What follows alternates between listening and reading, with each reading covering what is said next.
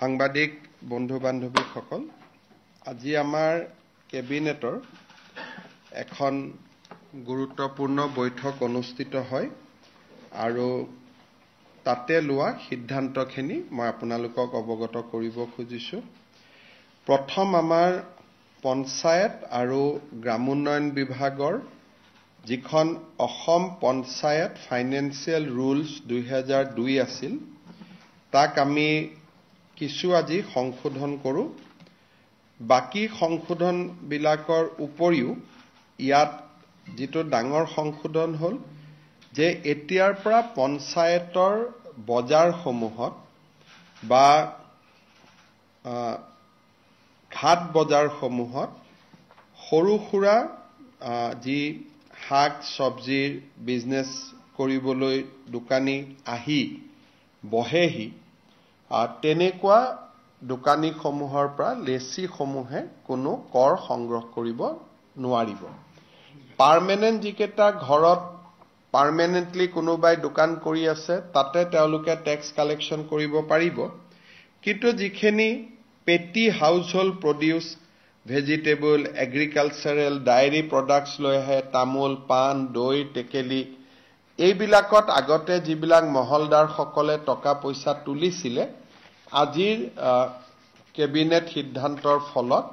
সেই দুখীয়া ব্যৱসায়ীসকলৰ পৰা মহলদাৰসকলে টকা তুলিব নোৱাৰিব।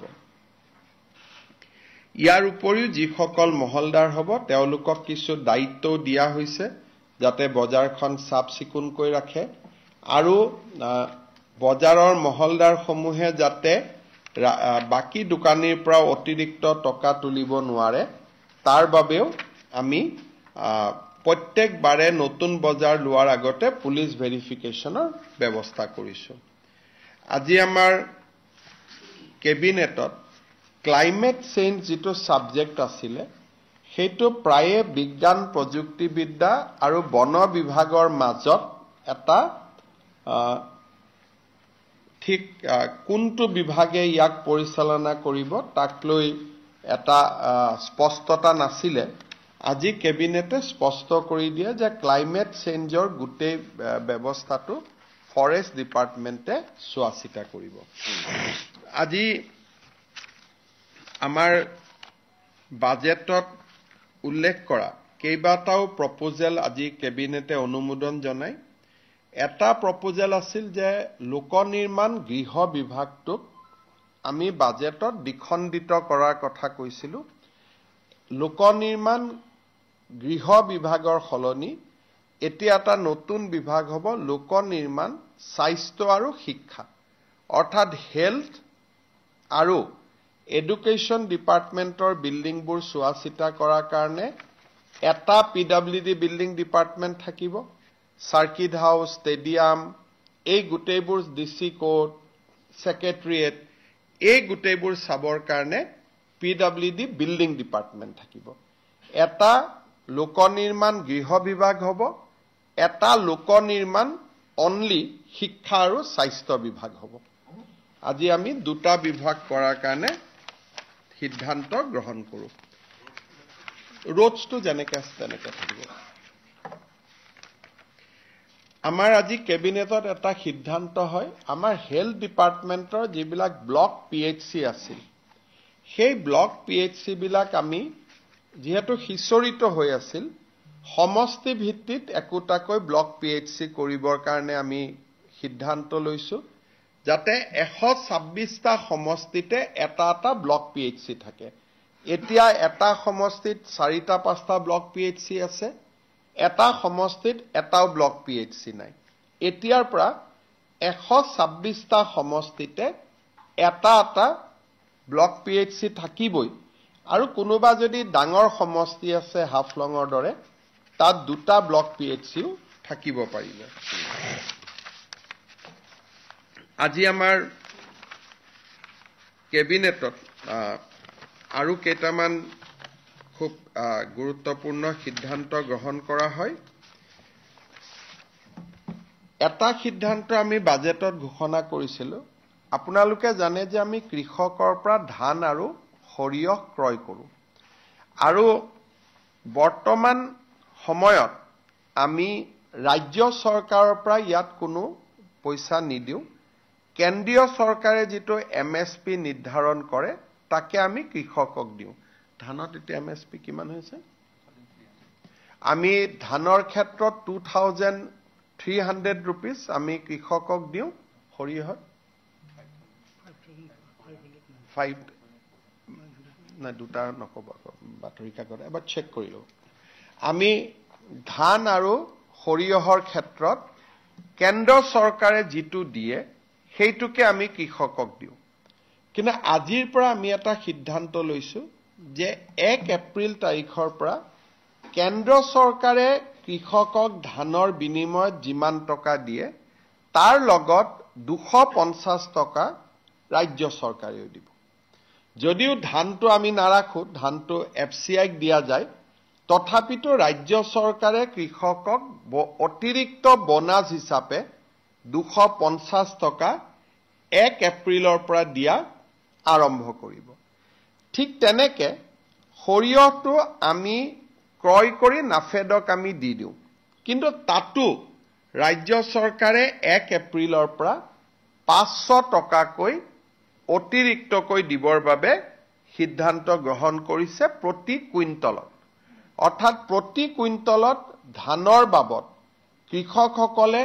250 টকা অতিৰিক্ত পাব সৰিয়হৰ ক্ষেত্ৰত 500 টকা কৃষকসকলে অতিৰিক্তকৈ পাব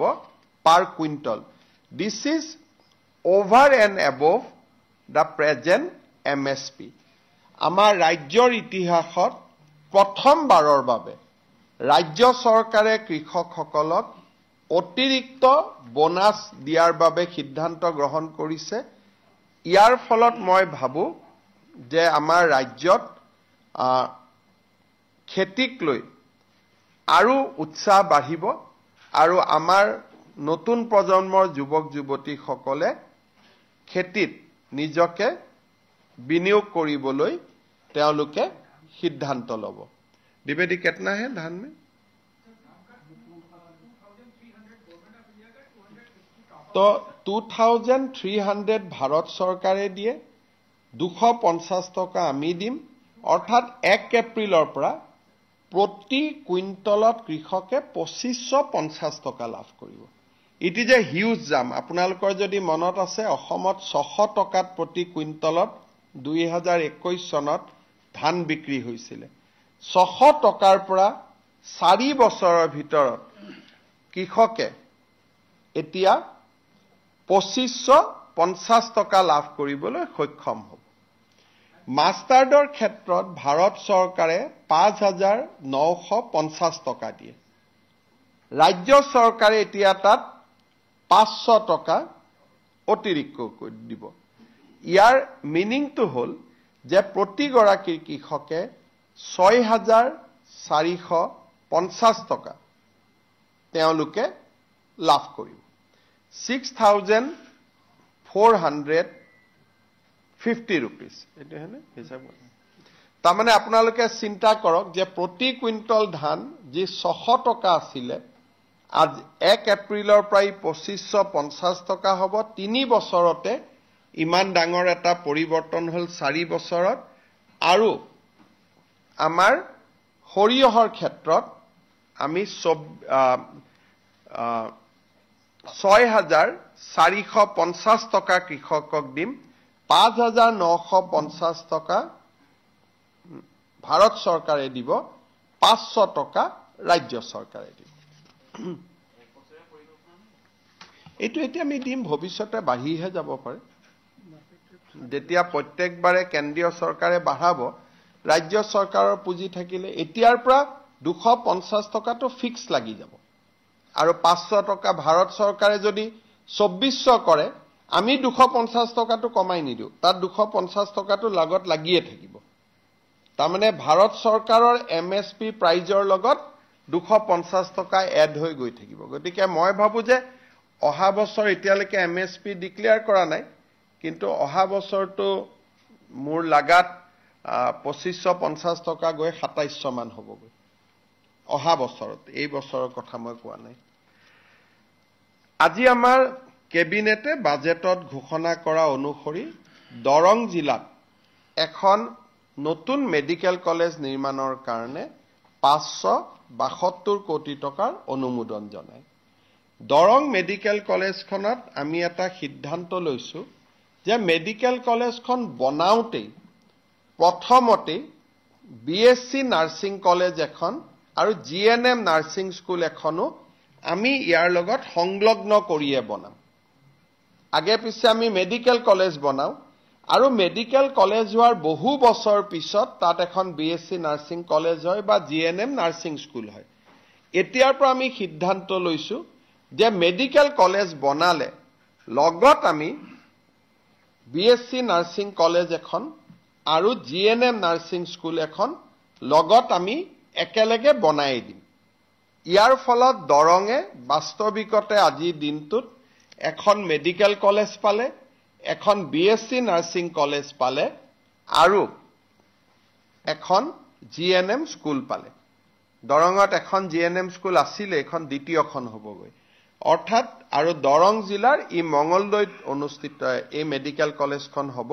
আপোনালোকে মঙ্গলদৈলৈকে গলে সেৰিকালচাৰ ফাৰ্ম এখন দেখা পায় তাৰ কাষতে স্কিল ইউনিভাৰ্চিটি হৈছে স্কিল ইউনিভাৰ্চিটি আৰু মেডিকেল কলেজ প্ৰায় ওচৰা ওচৰিকৈ নিৰ্মাণ হ'ব মই দৰং জিলাৰ ৰাইজক ইয়াৰ বাবে অভিনন্দন জনাইছো আমাৰ অসমত ৰেশন প্ৰাইচ যিবিলাক ৰেশন দোকান আছে তেওঁলোকৰ সময় সীমাটো পাৰ হৈ গৈছে লাইসেন্স ৰিনিউ কৰিব লাগে এটা এটাকৈ লাইসেন্স ৰিনিউ কৰোতে তেওঁলোক বহু সময়ত বিভিন্ন চৰকাৰী মেৰ পাছৰ বলি হ'বলগীয়া হয় সেই কাৰণে আজি আমি ৰেশন দোকানসমূহৰ এক্সটেনশন 30 জুন 2026 লৈ বাই জেনেৰেল অৰ্ডাৰ আমি কৰি দিছো এতিয়া কোনেও ব্যক্তিগতভাৱে ডিসিক আবেদন কৰিব নালাগে 30 জুন 2026 লৈকে প্ৰতিখন ৰেশনৰ দোকানৰ ম্যাদ আমি নিজে নিজে 30 জুন 2026 লৈকে বৃদ্ধি কৰি দিছো আজি আমাৰ কেবিনেটত আৰু এটা সিদ্ধান্ত লোৱা হয় আপোনালোকে জানে যে চাইল্ড কেয়াৰ লিভ ইমান দিন আমি মহিলা কৰ্মচাৰীক দি আছিলো কিন্তু কিবা কাৰণত যদি মহিলা গৰাকী আৰু স্বামীৰ বিবাহ বিচ্ছেদ হয় স্বামীয়ে বাচ্চা কেইটাক চাব লাগে ইমান দিন স্বামীৰ কাৰণে চাইল্ড কেয়াৰ লিভ নাছিল গতিকে ইন কেস অফ ডাইভোৰ্স আমি মেল গভৰ্নমেন্ট এমপ্লয়িকো চাইল্ড কেয়াৰ লিভ দিবলৈ সিদ্ধান্ত লৈছো অৰ্থাৎ যেহেতু দায়িত্বটো পুৰুষজনৰ হাতলৈকে আহে ডাইভোৰ্স হল বাচ্চাটো কিন্তু কাষ্টডি পুৰুষজনৰ লগত আছে তেতিয়া চাইল্ড কেয়াৰ লিভটো মহিলা গৰাকীয়ে নাপায় চাইল্ড কেয়াৰ লিভটো পুৰুষজনেহে পাব আজি আমাৰ কেবিনেটত আমি সেই সিদ্ধান্তটো আমি গ্ৰহণ কৰো 2 বছৰলৈকে পায় বাজেটত ঘোষণা কৰা আৰু দুটা সিদ্ধান্ত আজি আমি কাৰ্যকৰী কৰিছো প্ৰফেশনেল ট্যাক্স আগতে 10,000 টকা ওপৰত ইনকাম হলে প্ৰফেশনেল ট্যাক্স দিব লাগিছিল 10,001 টকাও যদি মোৰ ইনকাম হয় মাহত মই প্ৰফেশনেল ট্যাক্স দিব লাগে বাজেটত আমি কৈছিলো যে 15,000 টকালৈকে আমি ইয়াক ৰেহাই দিম এই বিত্তীয় বৰ্ষৰ পৰা 1 এপ্ৰিলৰ পৰা কাৰ্যকৰী হোৱাতকৈ যাৰ মাহিলী ইনকাম 15,000 টকাত কৈ কম তেওঁলোকে আৰু প্ৰফেশনেল ট্যাক্স দিব নালাগে ইয়াৰ ফলত 1,40,000 লোক প্ৰফেশনেল ট্যাক্সৰ আউটাৰ বাহিৰলৈ যাব তেওঁলোকৰ অৰ্থনৈতিকভাৱে তেওঁলোক লাভান্বিত হ'ব কেবিনেটে আজি আৰু এটা সিদ্ধান্ত গ্ৰহণ কৰে যে কেঁচা পাতৰ ওপৰত যেটো আমাৰ ট্যাক্স আছিল আগতে আমি 3 বছৰৰ কাৰণে ৰেহাই দিছিলো বাজেটত আজি আমি ঘোষণা কৰিছিলো যে আমি আৰু 2 বছৰ ৰেহাই দিম আজি কেবিনেটে এই সিদ্ধান্তক অনুমোদন জনায় যাতে 1 এপ্ৰিলৰ পৰা কেঁচা পাতৰ ওপৰত কেঁচা চাহপাতৰ ওপৰত কোনেও ট্যাক্স দিয়াৰ প্ৰয়োজন নাথাকে ই 2 বছৰৰ বাবে তাক আমি এক্সটেনশন কৰাই দিওঁ শেষত কোকৰাঝাৰ জিলাত নায়েক গাঁও বুলি এখন পিআৰএফ আছিল তাক আজি আমি এখন 774 হেক্টৰৰ পিআৰএফ আছিল এইখন আজি আমি 180 হেক্টৰ বনভূমিলৈ ৰূপান্তৰ কৰো বাকিখিনি ৰাজহ ভূমিলৈ আমি ৰূপান্তৰ কৰো অৰ্থাৎ আৰু এখন পিআৰএফৰ সমস্যা আমি সমাধান কৰো 180 হেক্টৰ ফৰেষ্ট হ'ব আৰু 774 হেক্টৰৰ বাকিখিনি ৰেভিনিউ ভিলেজ হ'ব আজি কেবিনেটৰ বাহিৰত মই দুটা সিদ্ধান্তৰ বিষয়ে আপোনালোকক ক'ব খুজিছো আমাৰ অসমত এটা সময়ত গোটেই অসমখন arm forces special power act অধীনত আছিল ভাৰত চৰকাৰে পৰ্যায়ক্ৰমে arm forces special power act withdraw কৰিলে এসময়ত গৈ 6খন জিলাত ই সীমাবদ্ধ আছিল যোৱা বছৰ 6খন জিলাৰ পৰা 4খনলৈ নমাই অনা হৈছিল ডিব্ৰুগড় তিনচুকীয়া শিৱসাগৰ চৰাইদেউ আজি ভাৰত চৰকাৰে ডিব্ৰুগড় জিলাকো অশান্ত অঞ্চল আইন আৰু arm forces special power actor পৰা আউটাৰ বাহিৰত লৈ যাবলৈ সিদ্ধান্ত গ্ৰহণ কৰে ডিব্ৰুগড়ত যেহেতু আমি অসমৰ দ্বিতীয় ৰাজধানী নিৰ্মাণ কৰাৰ পথত আগবাঢ়িছিলো সেইবাবে আমি ভাৰত চৰকাৰক অনুৰোধ কৰিছিলো যে ডিব্ৰুগড়ক armed forces special power act অধীনত থাকিব ডিব্ৰুগড় থাকিব নালাগে আজি ভাৰত চৰকাৰে অধিসূচনা জাৰি কৰিছে যে এতিয়াৰ পৰা ডিব্ৰুগড়ত আপস্পাছা নাথাকে কাৰ্যত এতিয়া arm forces special power act অসমত শিৱসাগৰ চৰাইদেউ আৰু তিনিচুকীয়া জিলাত সীমাবদ্ধ হৈ থাকিব আমি আশা কৰিছো যে নেক্সট ৰিভিউত আমি নিশ্চয় আৰু জিলা এই আপস্পাছাৰ পৰা আমি হ্ৰাস কৰিবলৈ সক্ষম হ'ম আজি আৰু এটা ভাল খবৰ আছে অষ্ট্ৰেলিয়াৰ পিছত জাপান চৰকাৰেও অসমৰ পৰ্যটক অহাৰ ক্ষেত্ৰত যি লেভেল 2 কোৱেশ্যন আছিল লেভেল 2 ৱাৰ্নিং আছিল সেই লেভেল 2 ৱাৰ্নিঙক তেওঁলোকে লেভেল 1 লৈকে ডাউনগ্ৰেড কৰিছে আৰু গোটেই ভাৰতবৰ্ষখন লেভেল 1ত আছে অৰ্থাৎ সমগ্ৰ ভাৰতৰ লগত অসমকো লেভেল 1 য'ত মাত্ৰ কোৱেশ্যন কৰিব লাগে এক্সাৰসাইজ কোৱেশ্যন ইমানে থাকে আগত আছিল যে অসমত টুৰিষ্ট যাব নালাগে এতিয়া জাপান চৰকাৰে যোৱা 25 মাৰ্চত নতুন এডভাইজাৰী ঘোষণা কৰিছে যে ডিব্ৰুগড় তিনিচুকীয়া চৰাইদেউ আৰু শিৱসাগৰ জিলাক বাদ দি অসমৰ প্ৰতিটো স্থানতে পৰ্যটকসকল আহিব পাৰে আৰু দে শুড অনলি ৰিমেইন কোচাছ যেটো গোটেই ভাৰতবৰ্ষৰ লগত আছে জাপান এম্বেছিয়ে যিখন অধিসূচনা দিছে তাত তেওঁলোকে অসমৰ কাৰণে এটা খুব ভালকৈ লিখিছে in Assam militant activities have subsided in most area except for 4 northeastern districts Sibsagar Dibrugarh Tinsukia and Soraideo due to improved security scenery the risk level has been downgraded from level 2 to level 1 অৰ্থাৎ advantage অসমৰ সময়ত যি আমি outreach আৰম্ভ কৰিছিলো আৰু Japan ভ্ৰমণৰ সময়ত জাপানৰ বৈদেশিক উপমন্ত্ৰী আৰু জাপানৰ অধ্যক্ষক মই বিশেষভাৱে অনুৰোধ কৰিছিলো আৰু খুব কম সময়ৰ ভিতৰতে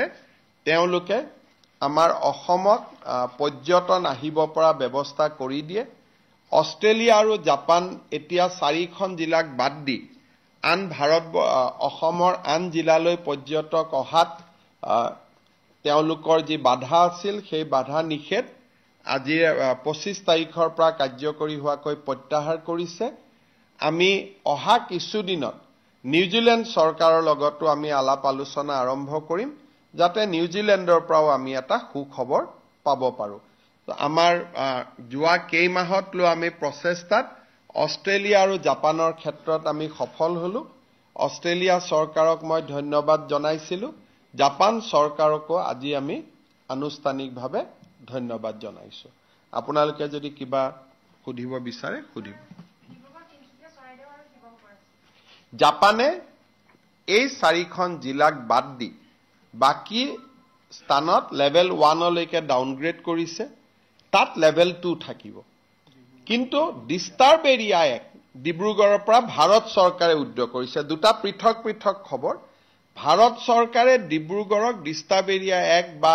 arm force special power actor পৰা শিথিল কৰি দিছে এটো এটা পৃথক নিউজ আন এটা খবৰ হল জাপানৰ টকিঅৰ পৰা যে জাপানে চাৰিখন জিলাক বাদ দি বাকি সমগ্ৰ অসমত যেটো সিকিউৰিটি ওয়াৰ্নিং আছিল পৰ্যটক যাব নালাগে বুলি কৈছিলে that they have downgraded from level 2 to level 1 and entire India is level 1 country. Mr. Chief Minister, can you give the update in English regarding the revocation of APSA from Dibrugarh? I would like to inform you that Government of India, Ministry of Home Affairs has withdrawn Armed Force Special Power Act from Dibrugarh district. As you know, Assam government has already in process of upgrading Dibrugarh as second capital of the state. That was our request to Union Home Minister when he visited Assam and he has, after going back to Delhi, he has promptly decided to withdraw Dibrugarh from Disturbed Area Act. Now as a result, in Assam, only 3 districts will have Armed Force Special Power Act, Tinsukia, Sibsagar, and Soraideo. Rest all 32 districts, 3 districts will have AFPASA, and all other 32 districts will have no AFPASA. So I'd like to thank Union Home Minister Amit Shah ji for this decision. Haba?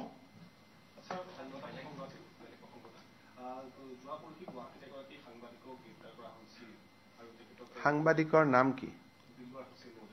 তেখেতটো পোৰ্টেলত কাম কৰে আৰু পোৰ্টেলত কাম কৰা লোকসকলকটো আমি সাংবাদিক বুলি এতিয়ালৈকে আমি সিদ্ধান্ত লোৱাই নাই অসমত যিসকলে পোৰ্টেলত কাম কৰে লিগেসি মিডিয়া ৰাজ্য চৰকাৰে সাংবাদিকৰ স্বীকৃতি দিয়ে কিন্তু ইউটিউব চেনেল পোৰ্টেল এই সকলক সাংবাদিকৰ স্বীকৃতি দিয়াৰ বিষয়টো আপোনালোকৰ লগত আমাৰ আলোচনা চলিহে আছে সিদ্ধান্তটো হোৱাই নাই আমি কোনো পোৰ্টেলক ডিআইপিআৰে সাংবাদিকৰ মৰ্যাদা আজিলৈকে দিয়া নাই তেওঁলোকে নিজে নিজে পোৰ্টেল চলাই আছে বেলেগ কথা ৰেজিষ্ট্ৰেচনো নিদিও আমি এডভাৰটাইজো নিদিও আই কাৰ্ডো নিদিও গতিকে এই ব্যক্তিজন অসম চৰকাৰৰ সাংবাদিকৰ সংজ্ঞাত তেখেত নপৰে আমি অসমে এতিয়ালৈকে ইলেক্ট্ৰনিক্স মিডিয়া আৰু প্ৰিন্ট মিডিয়াৰ জাৰ্নেলিষ্টকহে আমি সাংবাদিক বুলি ধৰো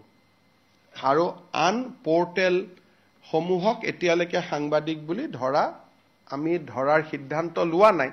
আৰু সেই বিষয়ে সাংবাদিক সকলৰ লগত আমাৰ আলোচনা চলিহে আছে আৰু তেওঁলোকে নিজে যদি বিচাৰে যে আমাক ৰেজিষ্ট্ৰেচন কৰক আমি তেওঁলোকক ৰেজিষ্ট্ৰেচন কৰাৰ কাৰণে ৰাজি আছো কিন্তু তেওঁলোক নিজেও আগবাঢ়ি অহা নাই সেইকাৰণে পোৰ্টেল জাৰ্নেলিষ্ট সকলক যদিও ঘৰুৱা ভাষাত আমি জাৰ্নেলিষ্ট বুলি কওঁ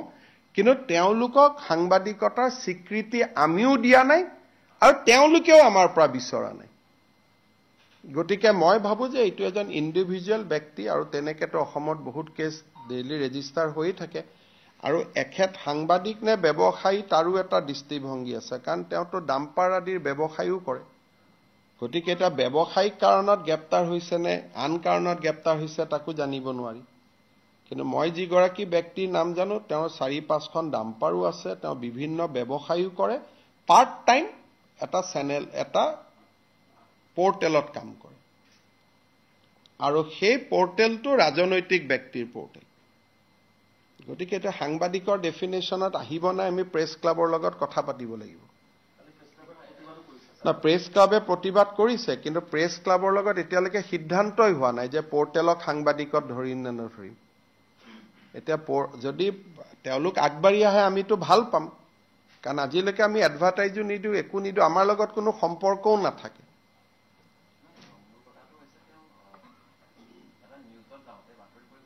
এইটোতো আমি নাজানো তেওঁ বেংকত নিউজে কৰিব গৈছে নে আন কামত গৈছে, আমি কেনেকে জানিম? বা আন সাংবাদিকে কেনেকে তাৰ গ্যাৰেণ্টি ল'ব পাৰিব? আজিকালি দিনত আমি নিজৰ ল'ৰা ছোৱালী গ্যাৰেণ্টিয়ে ল'ব নোৱাৰো। তেওঁ এটা বেংকত গৈছে, সাংবাদিকো নহয়। এটা তেওঁ কি কামত বেংকত গৈছে বাকি সাংবাদিকসকলে তেওঁৰ হৈ কেনেকে ক'ব? এইটো তেওঁ ঘৰুৱা কামতো যাব পাৰে, নিজৰ কামতো যাব পাৰে, এইটোতো কোনেওতো ক'ব নোৱাৰে। প্ৰথম তেওঁ এজন সাংবাদিক হ'ব লাগিব স্বীকৃত। দ্বিতীয় তেওঁ কি কামত গৈছে এইটো আমি জানিব লাগিব। বাকি সাংবাদিকসকলে তেওঁৰ হৈ গ্যাৰেণ্টি লৈছে, কিন্তু চৰকাৰেতো গ্যাৰেণ্টি ল'ব নোৱাৰে। সাংবাদিকৰটো যদি সাংবাদিক এজনে গৈ কাবাৰ লগত কাজিয়া কৰিলে তেওঁ এটা এৰেষ্ট নহব নেকি? সাংবাদিক এজনে কাবাৰ লগত হুলস্থুল কৰিলে তেওঁ এৰেষ্ট নহব নেকি? লিখা পঢ়াৰ ক্ষেত্ৰত এৰেষ্ট নহয়। যদি লিখা পঢ়া কোনো ৰাইট আপৰ কাৰণে আমি এৰেষ্ট নকৰো, আপুনি মোৰ এগেইনষ্টত লিখিলে তাৰ বাবে আপুনি গ্ৰেপ্তাৰ নহয়, বা মই নকৰো বা আমি কোনেও নকৰো। সাংবাদিকৰ যিটো এটা ফ্ৰীডম আছে এইটো লিখনিক লৈ, কিন্তু কাৰ্যালয়ত গৈ কি কথা বতৰা পাতে সেইটোতো এটা বেলেগ ইস্যু হৈ গ'ল নহয়।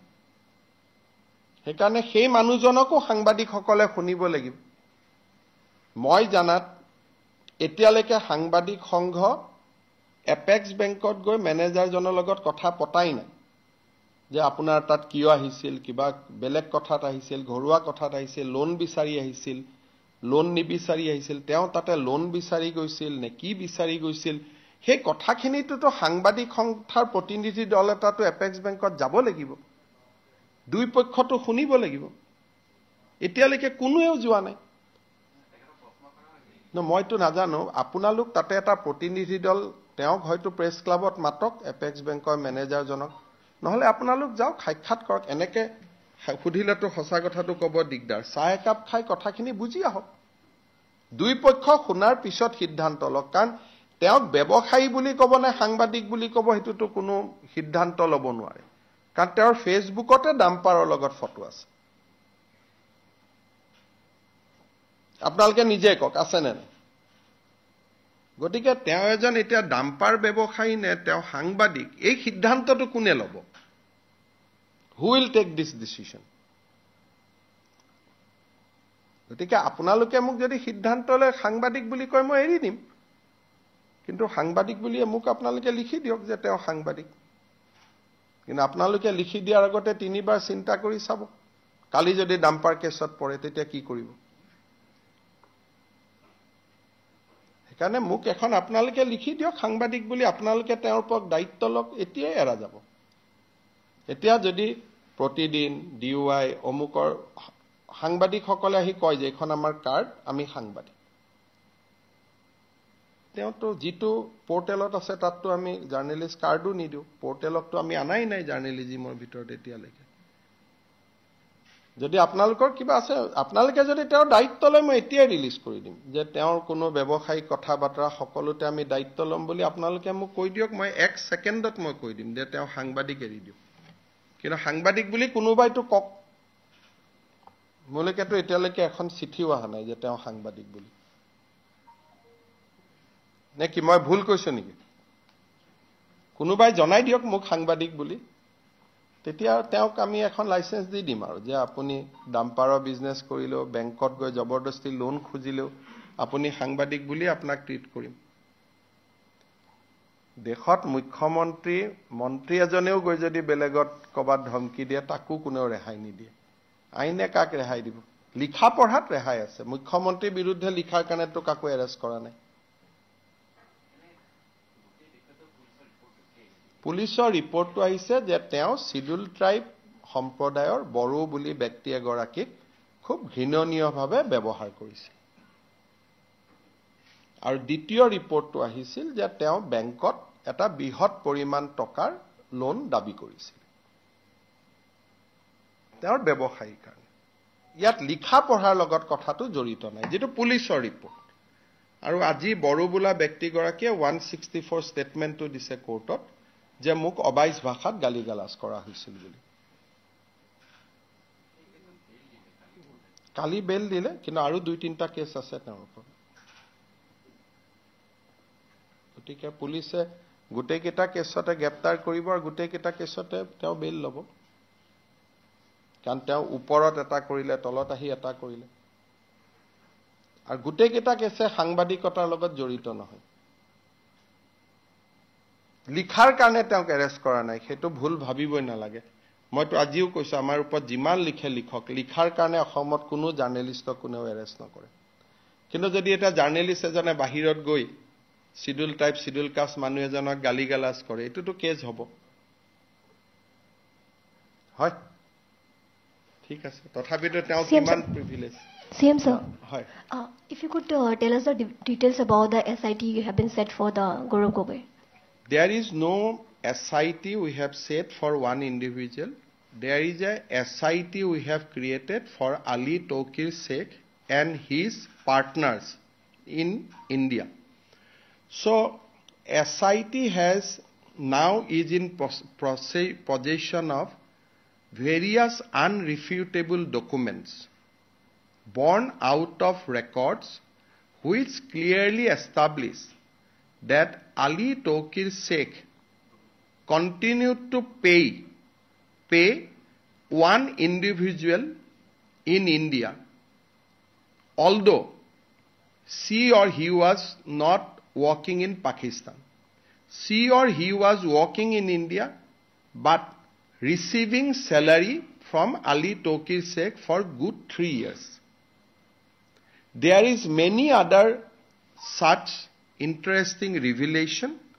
SIT will take another 2 months of time. By September, we will conclude the investigation. Thereafter, it will be decided whether we will recommend for revocation of visa of that individual or we are going to take up other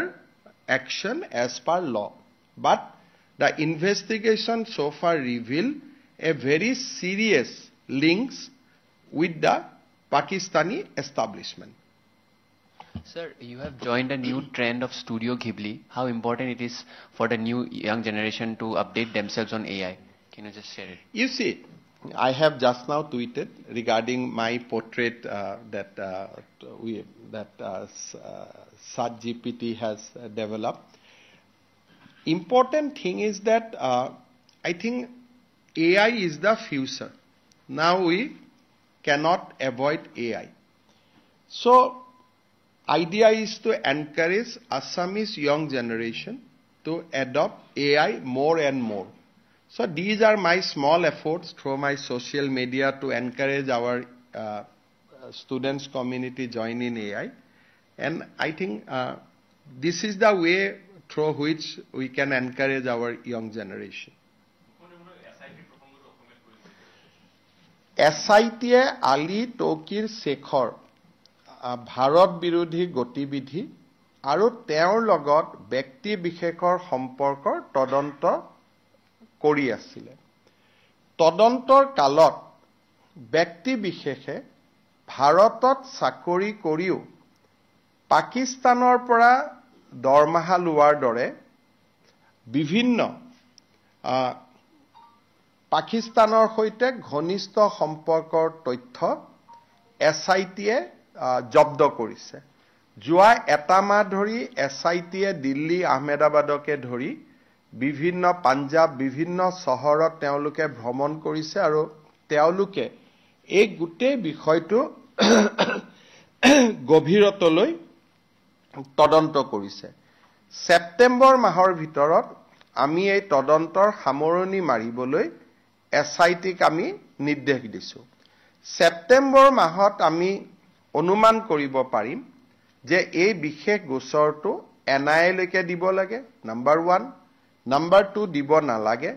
number 3 কাৰোবাৰ visa cancel কৰিবৰ বাবে আমি ভাৰত চৰকাৰক অনুমোদন জনাব লাগে বা নালাগে আৰু ইন্টাৰপলৰ জৰিয়তে আলী তৌকিৰ শেখৰ নামত এৰেষ্ট ৱাৰেণ্ট ইস্যু কৰিব লাগে নালাগে কিন্তু এতিয়ালৈকে যিমানখিনি মেটেৰিয়েল আমি পাইছো প্ৰথমতে সন্দেহ কৰাতকৈ আমি আৰু বেছি গভীৰ আৰু ভয়ংকৰ সম্পৰ্কৰ আমি সন্ধান পাইছো সময়ত এসআইটিৰ প্ৰতিবেদন কেবিনেটে অনুমোদন কৰাৰ পিছত আমি সংবাদ মাধ্যমৰ সন্মুখলৈকে আনিবও পাৰো বা ভাৰত চৰকাৰলৈকেও আমি পুনে পঠিয়াব পাৰো আমি এই তদন্ত 30 সেপ্টেম্বৰৰ ভিতৰত আমি সামৰণি মাৰিম